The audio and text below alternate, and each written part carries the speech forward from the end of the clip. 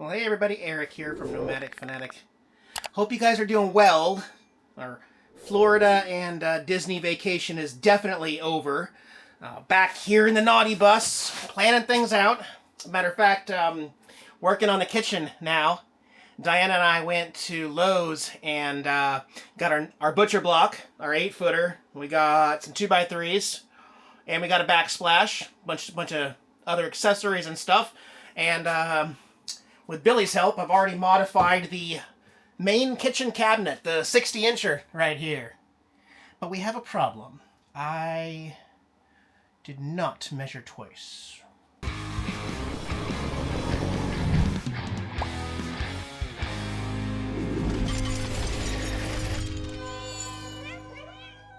Thank you for joining me on the channel, guys. I'm excited to get back to finishing this bus this season.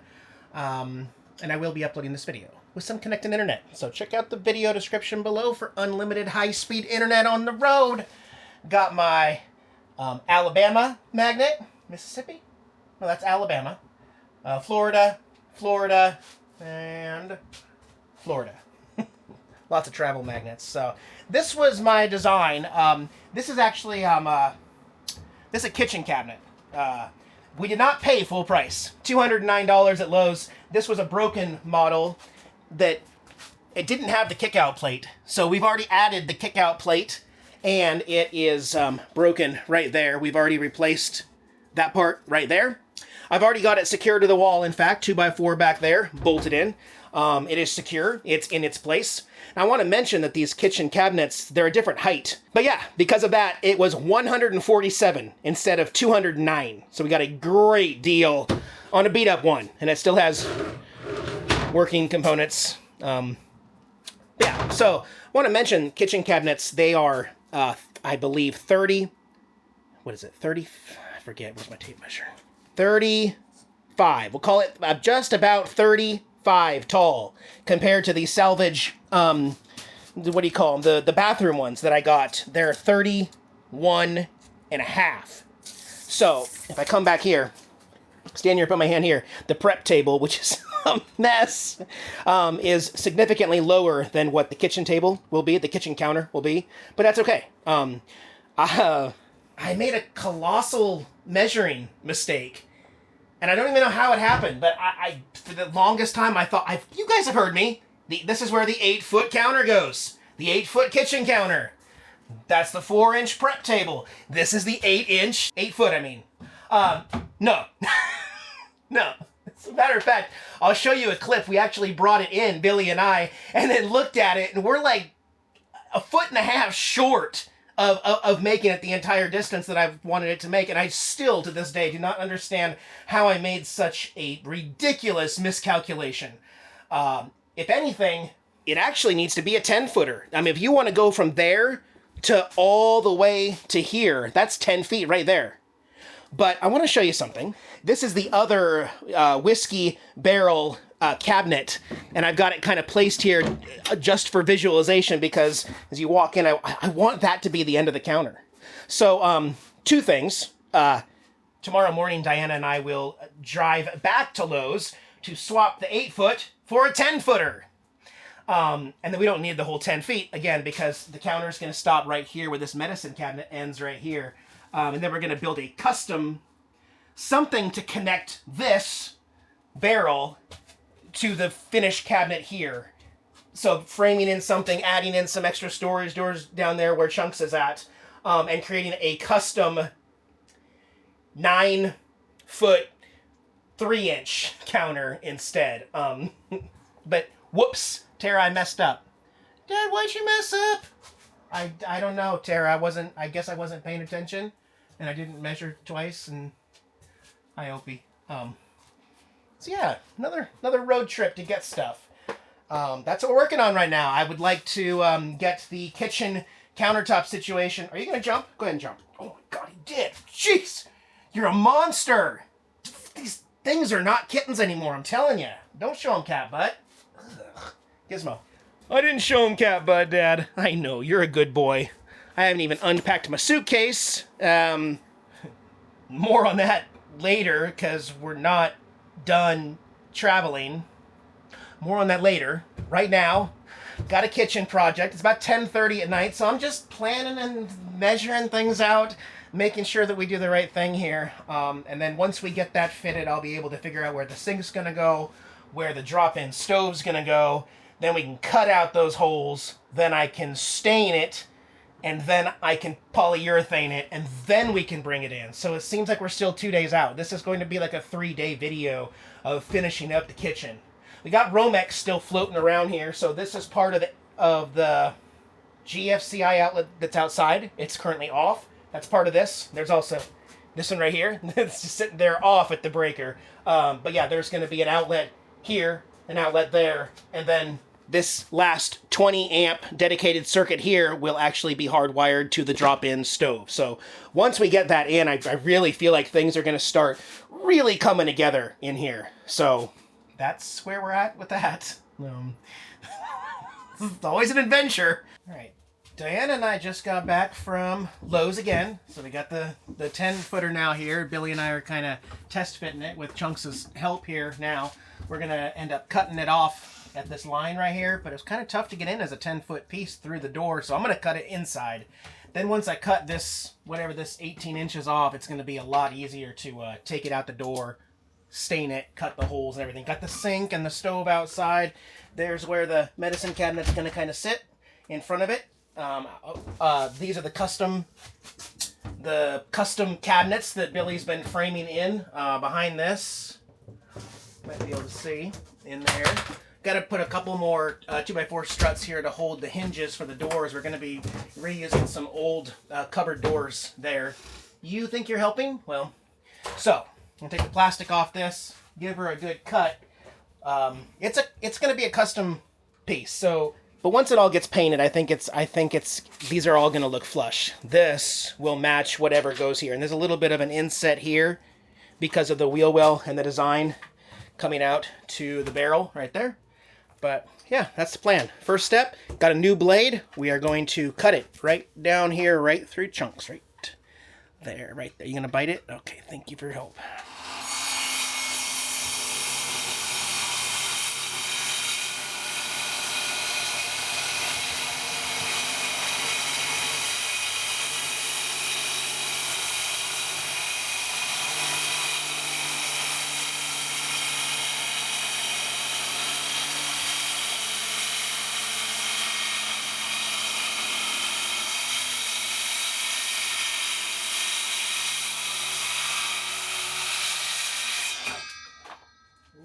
Good. That's real good.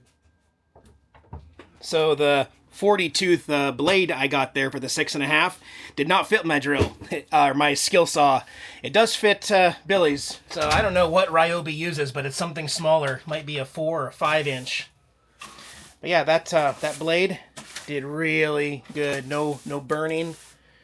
So we got Chunks in the sink here helping us position where the sink's going to go, because it does kind of have to go in the middle of the 60-incher here.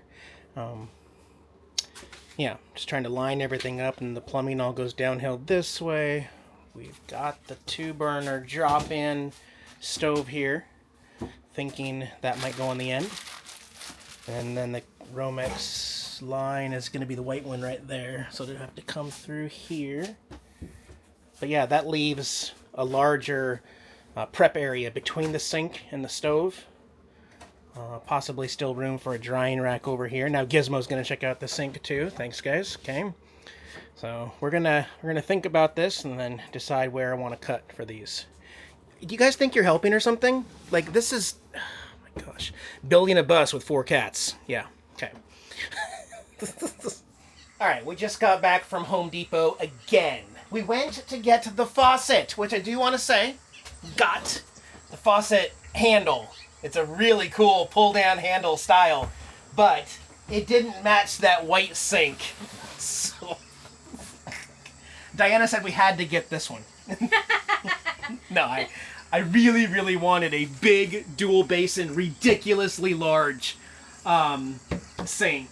So this is going to be awesome. And it's black, like all the other appliances, the coffee maker, the microwave, the air fryer, refrigerator across the way.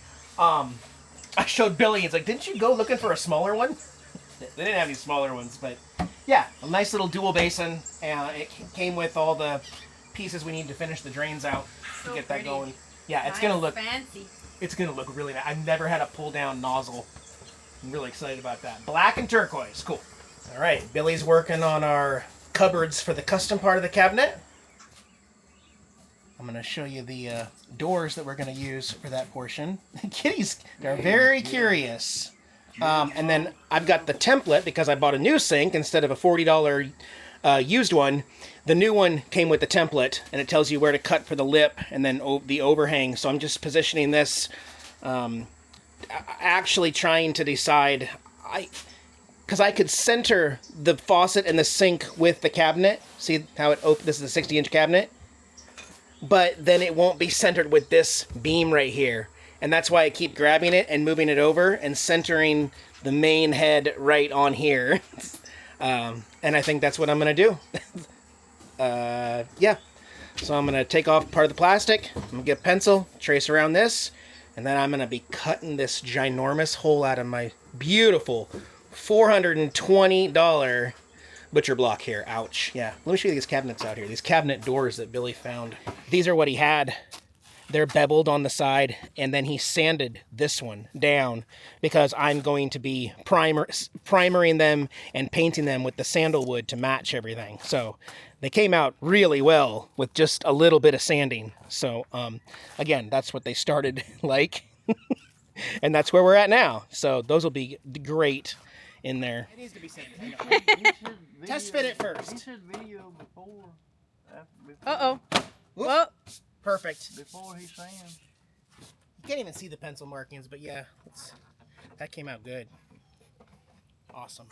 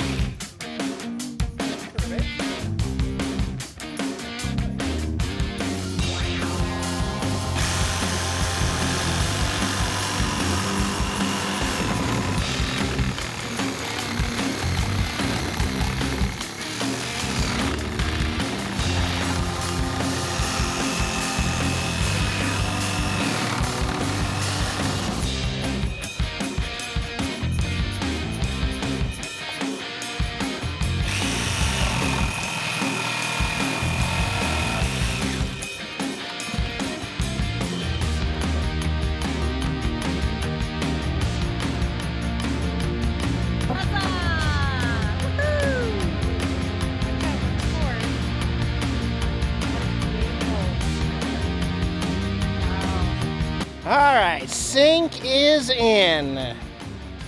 Yes, sir, that looks great, black, next to the stove. So now that I know everything's fitted and we are cutted and everything, that means I can pull this out and stain it tonight.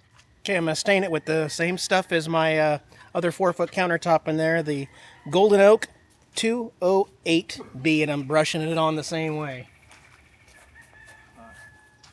Get this done tonight. Then I can do 3 coats of polyurethane tomorrow. That's the plan.